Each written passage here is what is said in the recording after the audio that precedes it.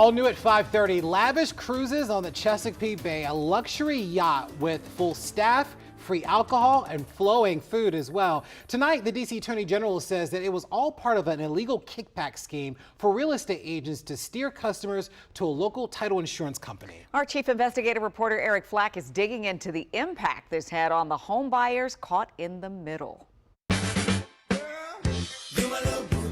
It was a sunny summer day on the Chesapeake Bay, and DMV-based Allied Title and Escrow Company was throwing a lavish boat party on a 101-foot luxury yacht named the Cinderella.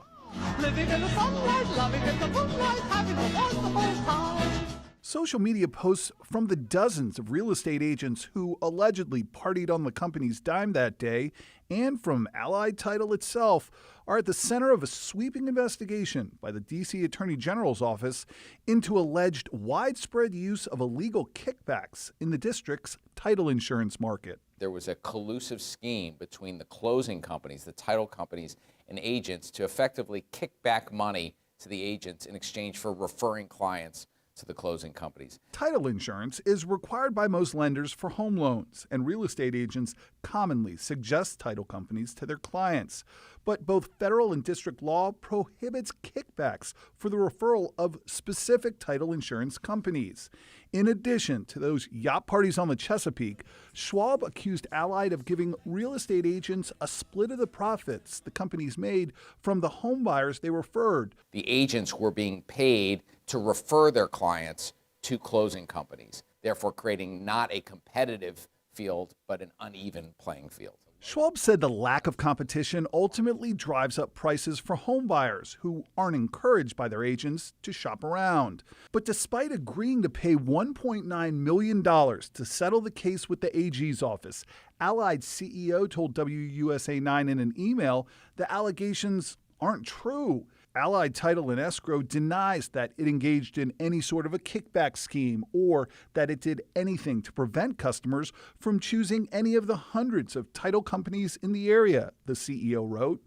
In fact, 3 other D.C. title insurance companies who also agreed to pay settlements over alleged kickback schemes that did not involve yacht parties made similar denials to WUSA 9. KVS Title, which agreed to pay a $1 million settlement, told us in a statement it only did so because it was in the best interests of the company to settle these claims and avoid costly and protracted litigation. Allied CEO adding that agreeing to pay that $1.9 million settlement was not an easy decision because Allied believes that it did nothing wrong. You are not entitled to pay a kickback fee or a referral fee to get clients to come to your closing company.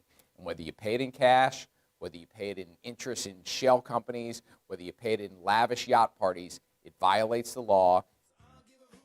And $1.75 million from the settlements will go back to home buyers caught up in the alleged scheme. Okay, so we heard about that part, but the one thing we haven't really talked about is the real estate agents and where they land in all of this. Well, you know, they're going to have to obviously cut off all those contacts. Schwab said all 4 companies agreed to end the practice of giving real estate agents kickbacks for referring title insurance business. They also have to cut financial ties with the agents who bought into those shell companies. But tonight, a lot of those agents calling me by phone asking not to be identified, but saying this was a witch hunt, and they were just looking to get us.